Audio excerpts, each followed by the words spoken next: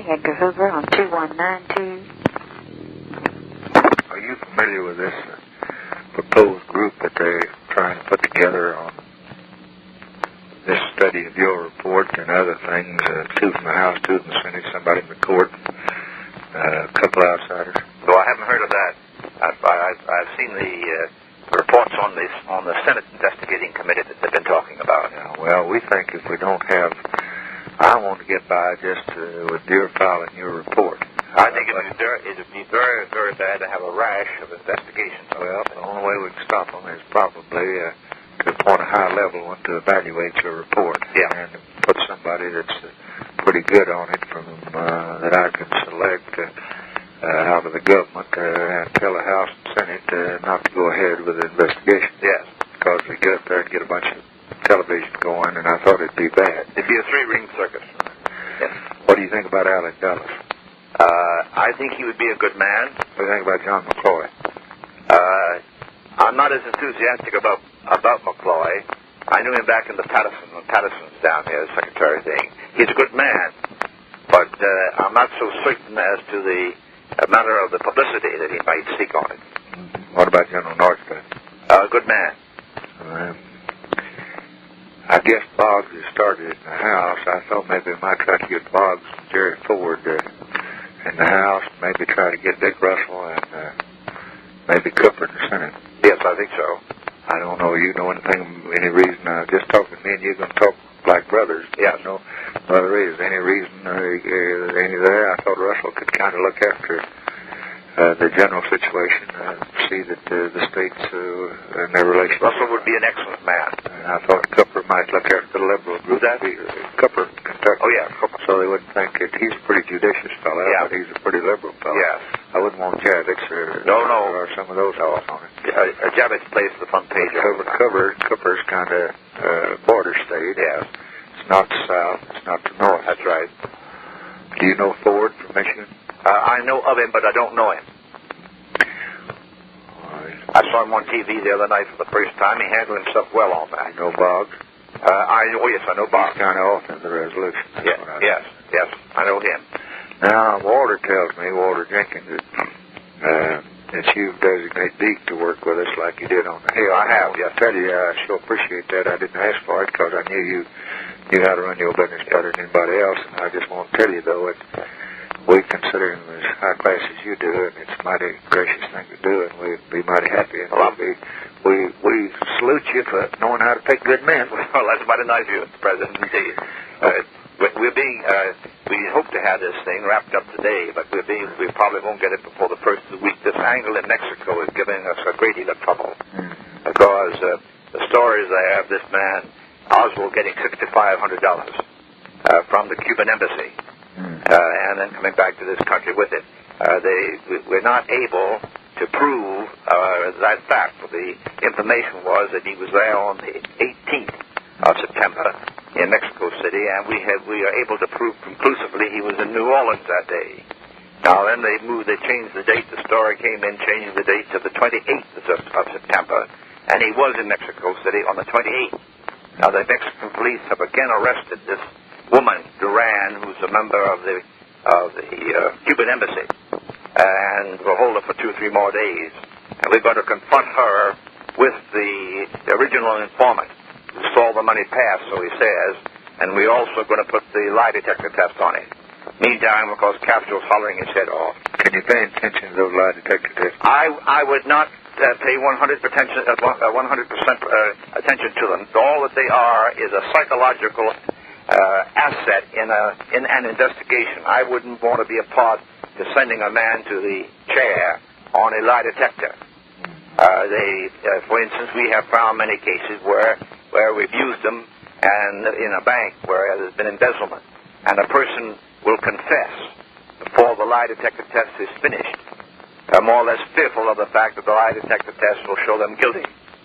Psychologically, there's that advantage because it's a misnomer to call it a lie detector because what it really is, it's the evaluation of the chart that is made by this machine. And that evaluation is made by a human being. And any human being can be apt to make a wrong interpretation. So I would not myself go on that alone. If, on the other hand, if this fellow Oswald had lived and had taken the lie detector test and it had shown definitely that he had done these various things, together with the evidence that we very definitely have, it would have just added that much more strength to it. There's no question but that he is the man. Now, the fingerprints and things that we have. This fellow Rubenstein down there, he has offered to take the lie detector test, but his lawyer's got to be consulted first, and I doubt whether the lawyer will allow him. He's one of these criminal lawyers from the West Coast, and somewhat like a Edward Bennett Williams type, and almost as much of a shyster. Have you got any relationship between the two here? Between Rubenstein? Yeah. No, at the present time we have not. There was a story down there that... Was he ever in his bar and stuff like that? There was a story that this fellow had been in this nightclub, this strip-tease joint that he has, but that has not been able to be confirmed. Now, this fellow Rubenstein is a very shady character, has a bad record, street brawler, fighter, and that sort of thing. And in the place in Dallas, if a fellow came in there and couldn't pay his bill completely, Rubenstein would beat the very devil out of him and throw him out of the place. He was that kind of a fellow. He didn't drink, didn't smoke, boasted about that. He's what I would put in the category one of these egomaniacs. He likes to be in the limelight. He knew all the police in that white light district where the joints are in there. And he also let them come in, see the show, get food, and get liquor and so forth. That's how I think he got into police headquarters. Because they accepted him as kind of a police character hanging around police headquarters. And for that reason raised no question. Of course, they never made any moves as the pictures show, even when they saw him approaching this fellow and got up right to him and pressed his pistol against Oswald's stomach. Neither of the police officers on either side made any move to push him away or to grab him. It wasn't until after the gun was fired that they then moved. Now, of course, that is not the highest degree of efficiency, so to say. Secondly, the chief of police admits that he moved him in the morning as a convenience and at the request of the motion picture people who wanted to have daylight. He should have moved him at night, but he didn't. And, those derelictions in that phase. But so far as tying Rubenstein and Oswald together, we haven't as yet done so. There have been a number of stories come in. We've tied Oswald into the Civil Liberties Union in New York, membership into that, and of course into this this Cuban Fair Play Committee, which was pro-Castro and dominated by communism and financed to some extent by the Castro government. How many shots were fired? Three. Any of them fired at me? No, there was no. All three at the president. All three at the president, and we have them. Two of the shots fired at the president were splintered, but they had characteristics on them so that our ballistic expert was able to prove that they were fired by this gun. The third shot, which hit the president, he was hit by the first and the third. The second shot hit the governor. The third shot is a complete bullet. That wasn't shattered, and that's rolled out of the president's head. It tore a large part of the president's head off, and in trying to massage his heart at the hospital, on the way to the hospital, they apparently loosened that, and it fell onto the stretcher, and we recovered that, and we have that, and we have the gun here also. Were they aiming at the president? They were aiming directly at the president. There's no question about that. This telescopic lens, which I've looked through, it brings a person as close to you as if they were sitting right beside you. And we also have tested the fact that you could fire, those three shots were fired within 3 seconds. There have been some stories going around in the papers and so forth that must have been more than one man, but because no one man could fire those shots from the time that they were fired. We've just proved that by the actual test that we've made. How did it happen? They hit Connolly. Connolly turned to the president when the first shot was fired, and I think in that turning it was where he got hit. If he hadn't turned, he probably wouldn't have got hit. I think that's very likely. When the president got hit the second one? No, the president wasn't hit with the second one. I say if Connolly hadn't been in his way. Oh yes. the president no doubt would have been hit. He's been hit 3 times. He had been hit 3 times. On the 5th floor of that building where we found the gun and the wrapping paper in which the gun was wrapped, had been wrapped, and upon which we find the full fingerprints of this man Oswald. On that floor, we found the 3 empty shells that had been fired, and 1 shell that had not been fired. In other words, there were 4 shells apparently, and he had fired 3, but didn't fire the 4th one.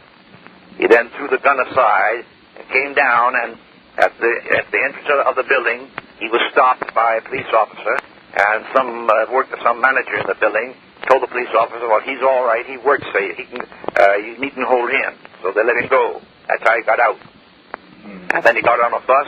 The bus driver has identified him and went out to his home and got hold of a jacket that he wanted for some purpose and came back downtown, walking downtown, and the police officer who was killed stopped him, not knowing who he was and not knowing whether he was the man, but they were just on suspicion, and he fired, of course, and killed the police officer. Then he walked about... You can prove that? Oh, yes, we can prove that. Then he walked about another 2 blocks and went to the theater, and the woman at the theater window selling the tickets, she was so suspicious of the way he was acting, and she said he was carrying a gun. He had a revolver at that time, with which he had killed the police officer. He went into the theater, and then she notified the police, and the police and our man down there went in there and located this particular man. We had quite a struggle with him. He fought like a regular lion, and he had to be subdued, of course, and was then brought out and, of course, taken to the police headquarters. But he apparently had come down the 5 flights of steps stairway from the 5th floor. So far as we found out, the elevator was not used, although he could have used it, but nobody remembers whether it was or whether it wasn't. Well, your conclusion is, A, he's the one that did it. B, the man he's after was the president. C, he would have hit him 3 times except the government turned. I think that's correct. 4, that there's no connection between he and Ruby that you can detect now. And 5, whether he was connected with the Cuban operation with money you were trying to... That's what we're trying to nail down now.